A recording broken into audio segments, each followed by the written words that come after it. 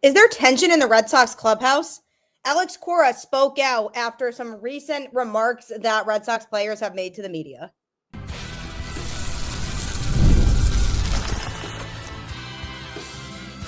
You are Locked On Red Sox, your daily Boston Red Sox podcast. Part of the Locked On Podcast Network, your team every day.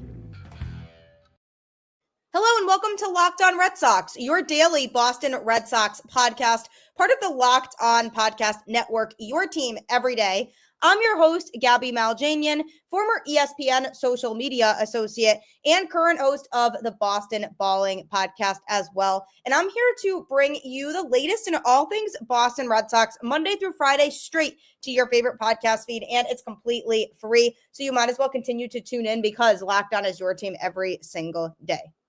Welcome to today's show and happy Red Sox spring training game eve. The Red Sox do play their first spring training game tomorrow with their annual game against Northeastern. That is considered an exhibition game, but even still, we will have Red Sox baseball on our TV, which is very exciting. I have been waiting for so long, and it makes it even more exciting this year because we finally feel like the Red Sox have a competitive team that will be respectable among the American League. Because let's face it, the last few seasons have just not been up to par with what Red Sox fans want. It just is what it is. And Sam Kennedy took responsibility for it the other day, which I really appreciated. He said, look, this is on us, the front office. We know that the team has not been performing up to standards, and we're going to fix that this year.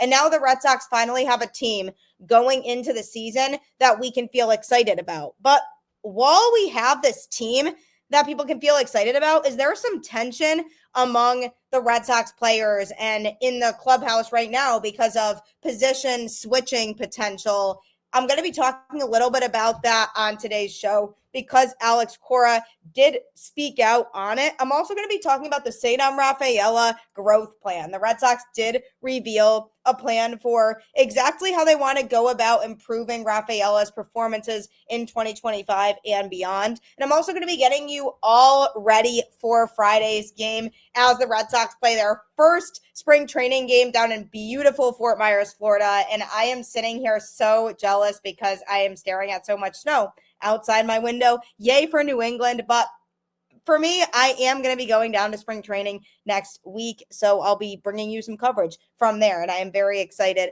about that. But Alex Cora is very much the type of manager who doesn't shy away from being honest. He'll be honest if he feels like the team is struggling or he feels like certain players need to perform better or if things are clicking. He will say, and he talked to the media and addressed the conversation that Devers had with the media where he basically said that he refuses to be taken off third base and play DH because I play third, word for word being what he said. And he also talked about Tristan Casas vocalizing his opinion on the situation and saying, I believe that Rafael Devers should play third. He is our third baseman. And he also went on to address the Red Sox top prospects, Christian Campbell, Roman Anthony, and Marcelo Meyer, basically saying he doesn't feel like any of those guys should start the season on the major league team on opening day because he feels like they have a lot of guys already on the squad who have more to prove. And because of the fact that this team hasn't played together fully healthy yet, he wants to see what they can do all together before the prospects get called up because in his words, he said they will have their opportunity, but I want us to all play together. So Alex Cora spoke to the media and addressed all of that. And he basically said when he was asked if he feels like there's tension among the players right now, he said everybody was smiling in the locker room and everybody seemed to be in good spirits. So he kind of shut down any rumors of there potentially being tension between the players, which is obviously really reassuring to hear as a fan because you want to make sure that the players are all getting along well with each other because if there are issues between the players, that's naturally going to reflect on everybody else and it's naturally going to probably affect their performances, especially the mental aspect of it. So if there was tension between Devers and Bregman, I would say, first of all, that's crazy because how is it the players' fault where they play? How is it Bregman's fault that the Red Sox brought him in? And if they decided to go that direction and feel like they wanted to play him at third base, how is that his fault? It's not. So if Devers was upset with Bregman over that, I would say take your anger somewhere else.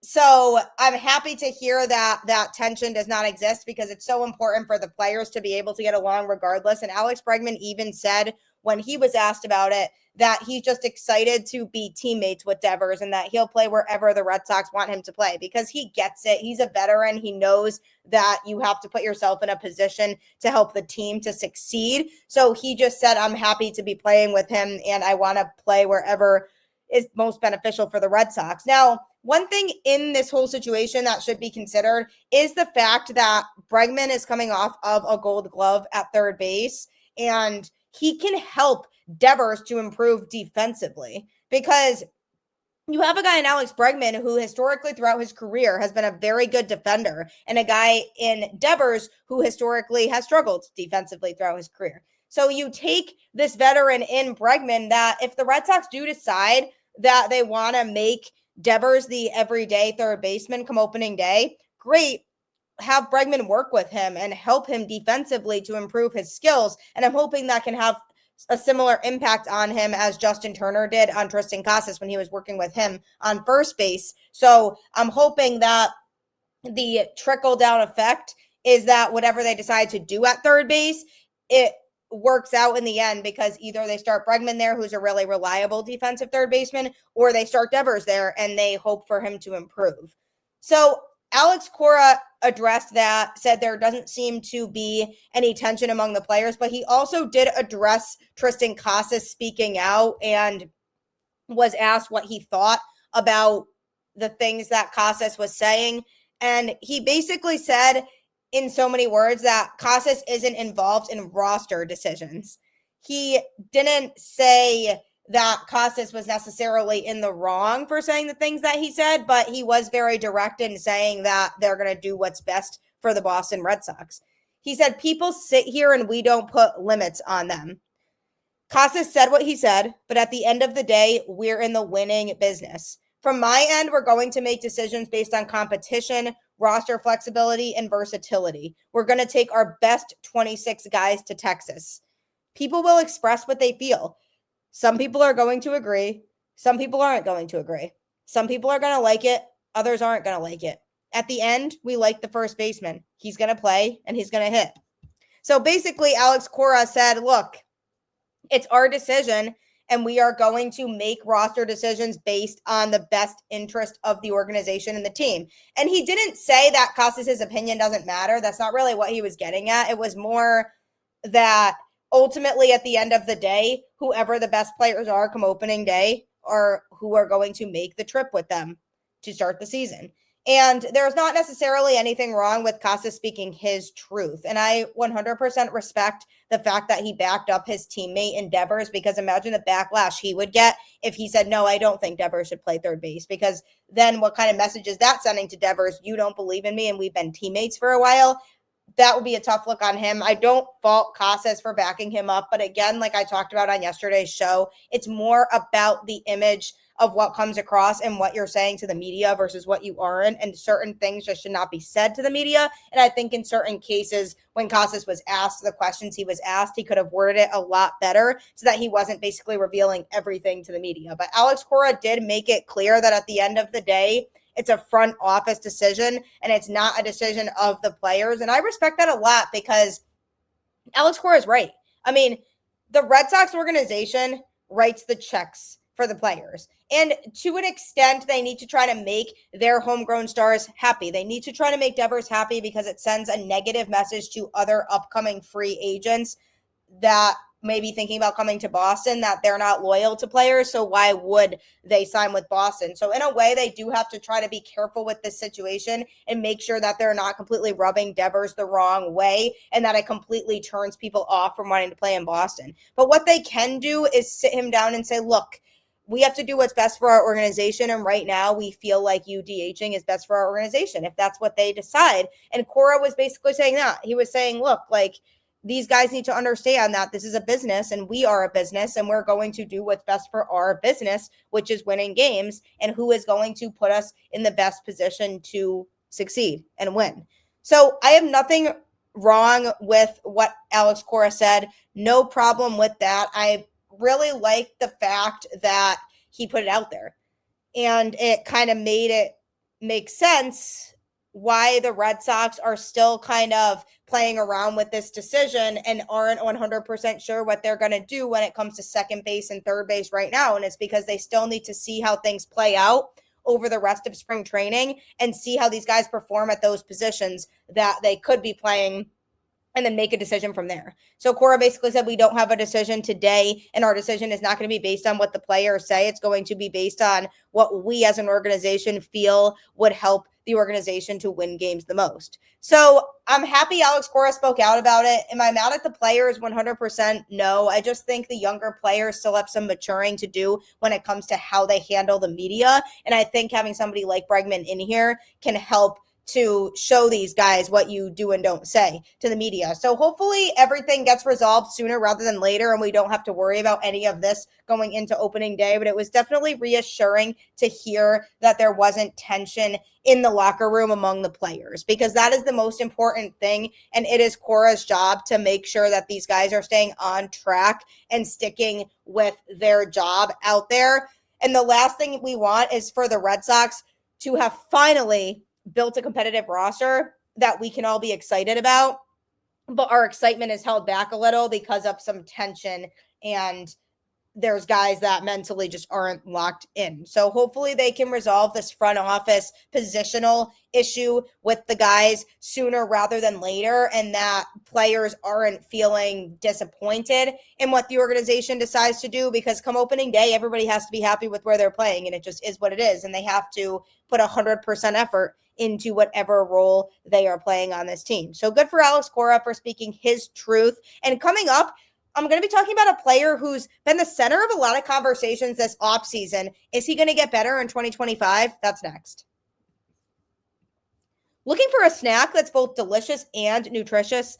Crack into a good source of protein with Wonderful Pistachios. Wonderful Pistachios is one of the highest protein nuts. Each 1 ounce serving has 6 grams of protein, giving you over 10% of your daily value.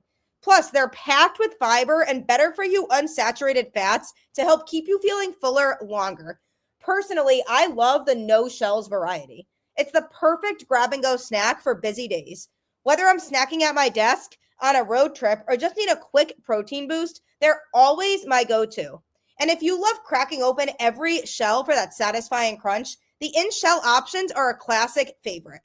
Get snacking and get cracking with the snack that packs a protein punch. Visit wonderfulpistachios.com to learn more. I bought a bag of these the other day at the store, and when I tell you they're addicting, I mean they are addicting. Delicious. I highly recommend you purchasing them, but the chances of you going back and getting more continuously is likely, so definitely try them. In talking about the Boston Red Sox 2025 season and who's going to play where, there's been a lot of conversation surrounding the Red Sox outfield, because they do have a stud prospect in Roman Anthony who's going to be coming up eventually and will hopefully be a key contributor to this Red Sox team. And what's very exciting to think about with the Red Sox right now is the future that they have set up. You have prospects in Christian Campbell, Roman Anthony, and Marcelo Meyer, all of which will come up and hopefully be absolute superstars for the Red Sox. And they as an organization have spoken very highly of all three of these guys, thinking they are going to be guys who are going to contribute long-term. Most recently, they spoke about Christian Campbell and talked about how special of a player he is. Now, the thing with Christian Campbell that makes him unique is he can play both in the infield and in the outfield. And if he were to make the opening day roster, the plan would likely be for him to play second base, because the Red Sox have a stacked outfield right now. They have Wilyer Abreu, Jarren Duran, and Ceddanne Rafaela, who are playing in the outfield right now. And if Roman Anthony eventually gets called up, who's also an outfielder, then they're going to have to figure out the outfield situation in some capacity. But when you look at the outfield right now, those are three great defenders. I mean, Wilyer Abreu just won a Gold Glove in the outfield. Ceddanne Rafaela has incredible defense, which is why the Red Sox extended him this year. And then you have Jarren Duran, who just goes without saying is one of the most versatile players in the league and can do a lot of different things to contribute. So defensively, that's a great lineup. But the problem with Ceddanne Rafaela was his offense in 2024. He was not a very bad hitter, but he definitely had his fair share of showing that he isn't really there yet in terms of taking veteran at-bats and veteran swings. He can steal bases, and he's athletic, and he obviously has the defense that I talked about. So there are a lot of other aspects of his game that he brings to the table that are very, very strong. But going into 2025, the Red Sox goal is to improve his numbers offensively. And that starts to me with limiting the swings and misses, because he just got super swing happy throughout the course of the season in 2024. And it was frustrating because he didn't like taking pitches ever, and he rarely took walks, and it led to him striking out a lot.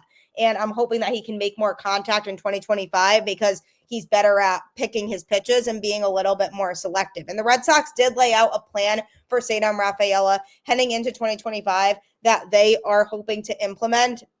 When the 2024 season began, he had just 28 big league games to his name, but on April 10th, they did decide to extend him to an 8-year, $50 million extension with the then 23-year-old.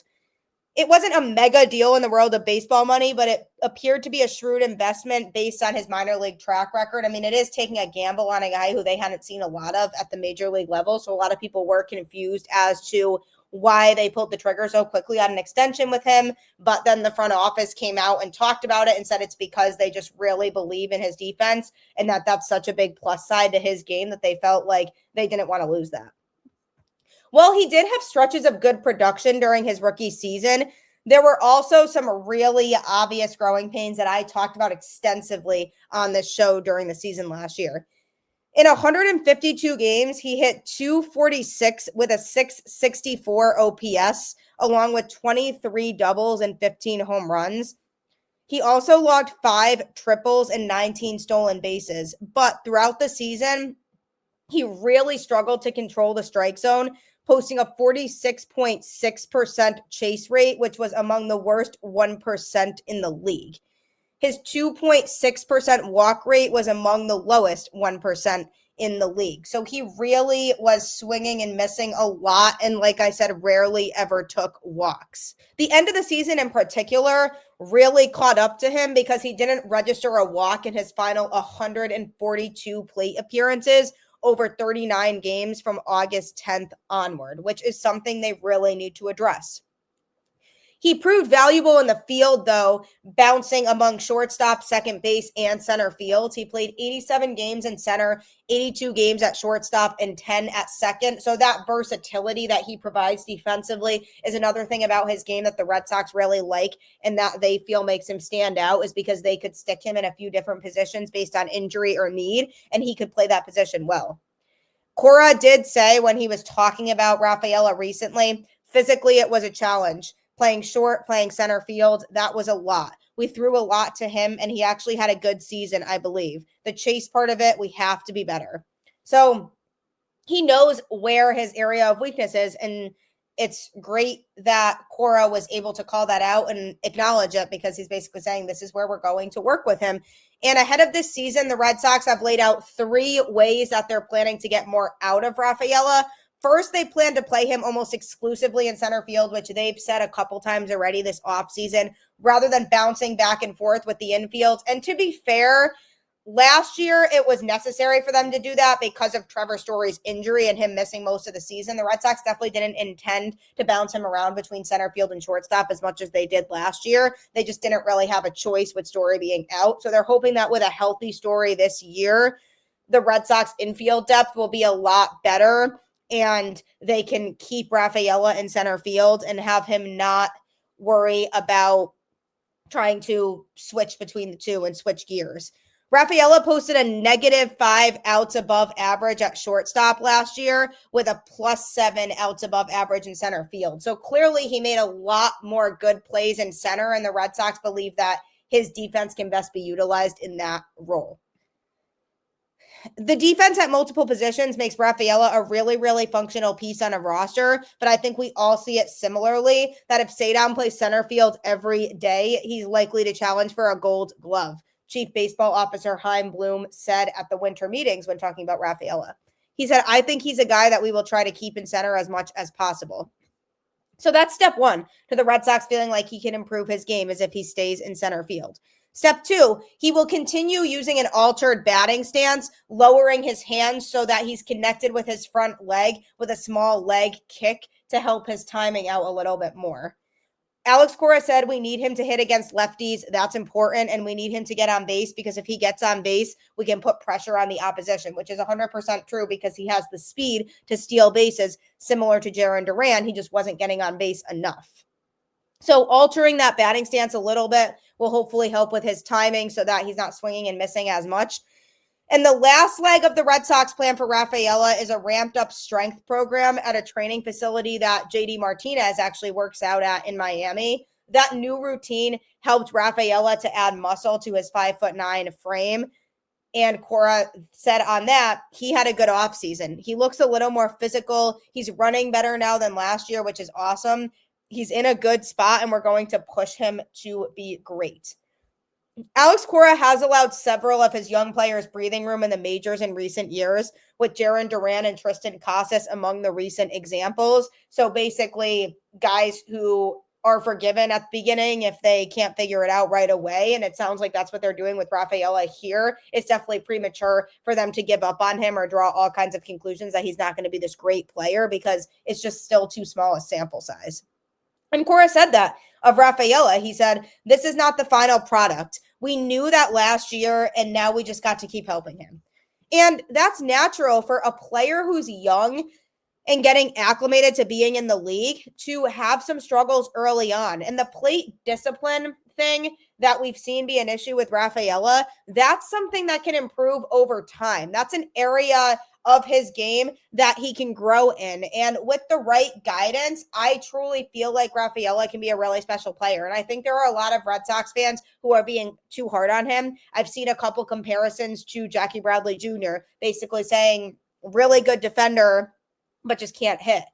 And the reality at the end of the day is that if you really want me to dive into JBJ's offensive numbers when he was with the Red Sox on another show, I will.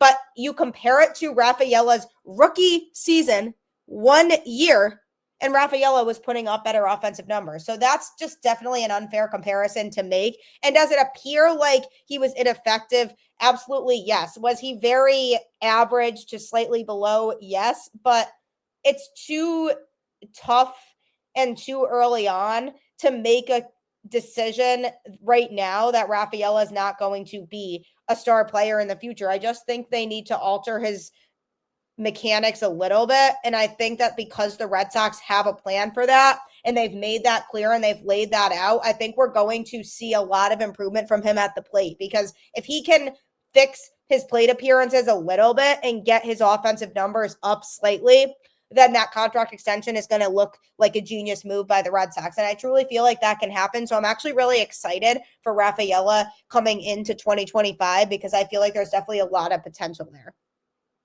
Coming up next, though, the Red Sox play their first spring training game tomorrow, where they play an exhibition game against Northeastern. So coming up, I'm going to be laying out everything you need to know for that game. When the game tips off, the NBA action is just getting started. And there's no better place to get in on it than FanDuel, America's #1 sportsbook. With FanDuel, you can place live bets throughout the game. So even if you miss the opening tip-off or want to bet on a fourth quarter comeback, you can stay in the action. And if you're looking for a bigger payout, you can even combine your live bets into a same-game parlay. I love using FanDuel's live betting feature because it keeps every moment of the game exciting. Whether I'm backing my team for a late game rally or picking a player to hit a clutch 3, I never feel like I missed my chance. Plus, the app is easy to use, and when you win, you get paid instantly. Right now, new FanDuel customers can get $150 in bonus bets if your first $5 bet wins. Just visit FanDuel.com to join today. That's FanDuel.com for your shot at $150 in bonus bets. Make every moment more with FanDuel, the official sports betting partner of the NBA. if you're looking to make lots of money and change your life, I promise you, FanDuel is 100% the home for you. I've seen it happen to people firsthand, and you can be the next lucky winner. So just download the FanDuel app today and take advantage of being able to bet on lots of different sports. Definitely a great time right now to bet on hockey, basketball, and soon to be baseball. So you won't want to miss out on that.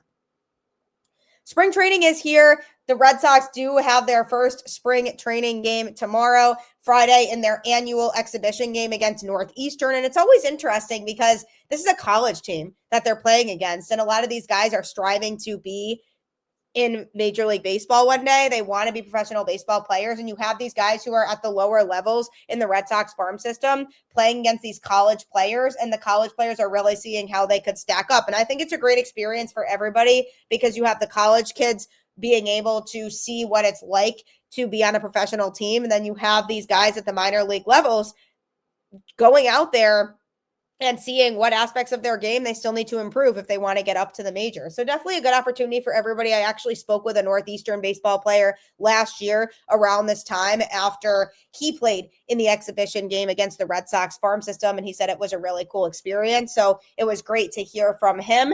And the Red Sox have that game coming up again. I cannot believe we are already here, but I am super excited. And when it comes to this game, it's going to be mainly prospects who are playing in it. Right-hander Brian Van Bell, which was a non-roster invitee who posted a 4.42 ERA in 30 games, with 9 of those being starts for AAA Worcester last year. He will make the start on the mound for the Red Sox. So we haven't really seen a ton of him, but it'll be interesting to see how he performs in this game. Alex Cora didn't give his official lineup, but he did announce mostly prospects and minor leaguers would be playing the first 5 innings, and that includes Abraham Toro at first base, a prospect we've heard a lot about that has a ton of serious potential. Christian Campbell at second base, who obviously is one of the best prospects in the system and could very much earn a starting spot come opening day on the major league team. So it'll be fun to watch him and see how he really performs at second base in this game, because it could be a lot of people's first chance to really get a good look at him. Marcelo Meyer at shortstop, who's finally healthy. Now, I've had some talks with other people around the Red Sox organization about Marcelo Meyer and whether we should be concerned about his injury history, because he has not had a chance to play in AAA, so he's going to have to take some at-bats in AAA this year. I could see him most likely taking the whole season to play in AAA, especially because the Red Sox do have Trevor Story, who they're hoping will be healthy and can play shortstop for the whole season in 2025, so they don't want to rush up Meyer. So to me, he's a AAA all season long guy because he hasn't really gotten those reps yet, and they need to make sure he's going to be healthy before he gets called up. But I'm excited to see him play at shortstop in this game, and I'm hoping that he can stay healthy throughout spring training and that he gets ready for opening day and is well positioned and ready to go. Nick Sogard will be playing third base, who we did see some of in the majors in 2024. He got called up due to injury, just like many other players, because the Red Sox just kept getting injury after injury, gathering and collecting with this team.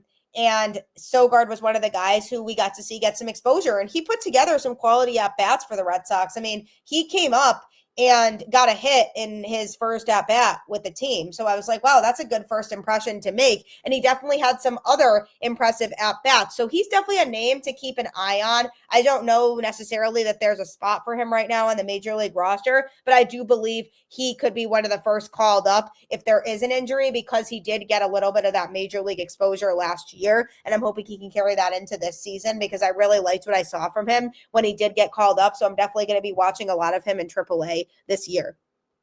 Joe Stinson Garcia, a right fielder who the Red Sox anticipate has a lot of talent and could eventually get called up. But the problem with him is he has some competition with Roman Anthony and the Red Sox current outfield. So he's going to have to play extra well in order to get into that conversation of being a guy who could get called up to the majors and be an everyday outfielder. So he's going to have a big spring. So hoping for big things from him on Friday, putting together some quality at-bats, making some nice plays defensively.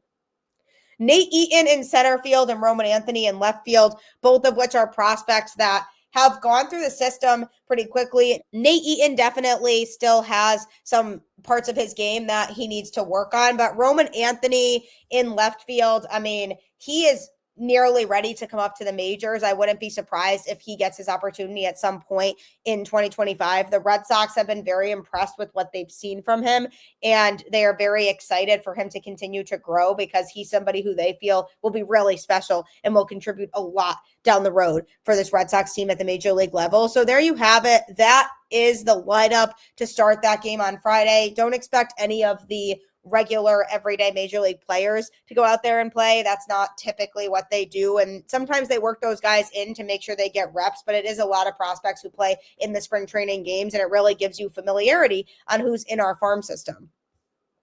Then you have Quinn Preister, who will start on Saturday, who's a guy the Red Sox traded for at the trade deadline in 2024, definitely has a ton of potential and is looking like a guy the Red Sox can eventually slot into the either rotation or bullpen at the major league level. Just depends on need at the time, but he gets put to the test right away on Saturday. And then Garrett Crochet makes his first start with the Red Sox on Sunday in the first game at JetBlue Park against the Blue Jays. So I'm very excited for that too, because he was hitting 99 in his throwing sessions the other day. So that's very promising. I think he's going to be an absolute stud for the Red Sox, and I absolutely cannot wait to see what he can do in 2025. So there you have it.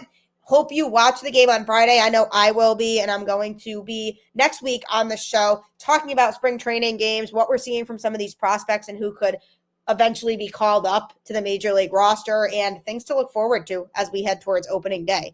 So I do appreciate you tuning in to Locked On Red Sox and making it your first listen today. Be sure to next tune in to Locked On MLB with host Paul Sullivan, aka Sully, who will keep you up to date on all things going on around the league. So if you want to know what's up with other teams around Major League Baseball, check out that show on YouTube or wherever you get your podcasts. Like I always say, keep the faith, go Red Sox, and I'll catch you on the flip side.